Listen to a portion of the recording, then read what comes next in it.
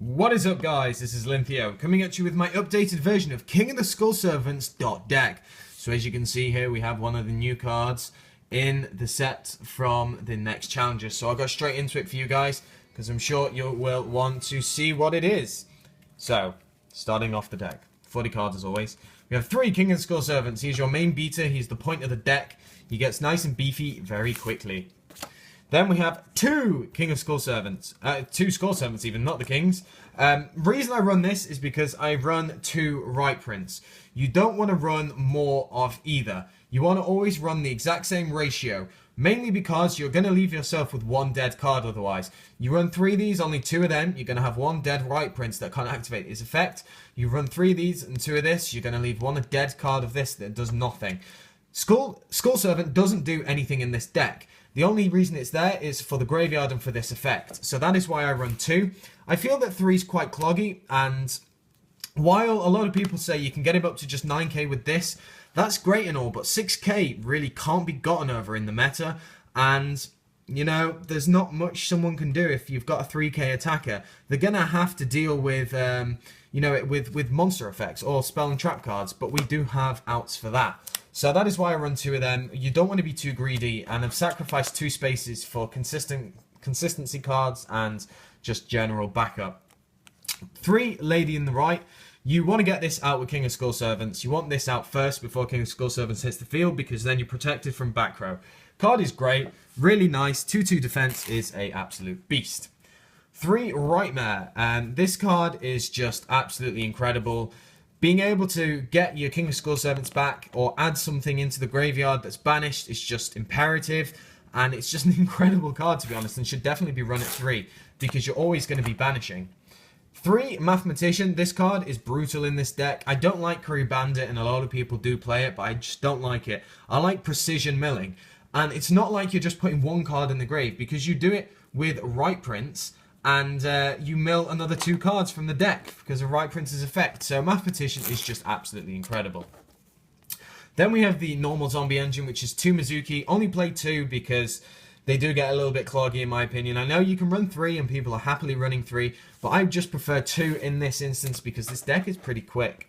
Then we have the 2 Zombie Master. Card's just great. I like running the same ratio, 2 and 2, because it really works for me. When I had 3, I just didn't really want to see it at times, so that's why it's there. And then finally the 1 Dark Arm Dragon. The amount of times open this and Mathematician is just really good, because you can Mathematician, send Right Prince, send Skull Servant and Lady in the Right, and then you automatically have fodder for Dark Arm Dragon to special summon. So it's just really, really good. Going on to the spells, we have 3 Pot of Duality. You barely special summon in this deck, so Pot of Duality is just great for the combo pieces, getting the Mathematician, all important first turn Mathematician, everything like that. 2 Dragon's Mirror. So there are 2 fusion cards in the extra deck, which you will see soon. But 2 Dragon's Mirror is great because this card is basically always live unless you draw it very first turn. Even then, it's going to be live very, very quickly. So the card is just really good. It also works with Right Prince because you banish your own monsters and then you can get them back with Right Prince or Leviar or anything like that. 2 Chalice. Chalice is really important for me. I think this card is incredible, this format. Being able to just stop your opponent's effect is just very, very important because there are a lot of strong effects going around. And let's not forget, adding that 400 attack to your opponent's monster does nothing against this deck, considering you're going to have a Skull Servant basically on at least 3k. So it's going to be very nice. And yeah, it just doesn't matter. You can also use it offensively if you so wish, but don't use it on your King of the Skull Servant unless you want a 400 attacker. 2 Forbidden Lance. You want your effects to go off, and you want your summons to go off, so Forbidden Lance is a must. 2 Mystical Space Typhoon, because even though back row can be a problem, it's not as big as a problem as some people might think. Vanities doesn't do anything to the deck, really, and just different things like that, so 2 is fine for me. 1 Foolish, just very simple. Ditch your Mizuki, ditch your White Prince, up to you. 1 Allure, basically everything is a dark, so it just works perfectly. And you can banish your own Skull Servants or anything like that, because you can just get them back with Right Prince. A nice little combo is doing Allure into something, banish the King of Skull Servants, and then discard the Right Prince to get it back. And then finally the 1 Different Dimension Ground, because this card, Burial from a Different Dimension even, sorry, because this card is just great. Because what it allows you to do is activate Right Prince's effect from grave to banish itself and two other targets, the special summon King of Skull Servant, and then you can just burial to put it back on 3k. Very, very nice. Going into the trap, we have 3 Fiendish Chain. I don't want effects to go off. This deck is unfortunately vulnerable to effects. That's why I do have 2 Chalice as well. Fiendish Chain is really great. In my opinion, better than Breakthrough Skill for this deck because, well, simply because, you can just punch over the opponent's monster next turn if you have King of the Skull Servants out. You don't want your opponent to have the effects, and that's why I prefer Fiendish Chain in this kind of deck, really. And then finally we have 2 Phoenix Wing Wind Blast. You can discard cards, that is not a problem, so it doesn't really affect you. And Wing Blast is just great against Shadows, it's just great against so many other cards, because not only do you get rid of the monster, or the spell, or the trap, you actually basically give your opponent a dead draw next turn, because you know what they're drawing. Unless you've sent a face down card, so the card is really, really useful in the deck. Going on to the extra deck, the first card we have is the First of the Dragons. This is one of the brand new fusions that is out that requires 2 normal monsters. So you have 2 Skull Servants in the graveyard that you can use. This card's effect reads as follows. It's a 2/7 2000 stats and must be fusion summoned. Cannot be special summoned by other ways. You can only control 1 First of the Dragons. This card cannot be destroyed by battle except by battle with a normal monster and is unaffected by other monster effects. So this card is just really, really good in my opinion. I really like it. It's a nice beater. It's pretty simple to summon and it's just great.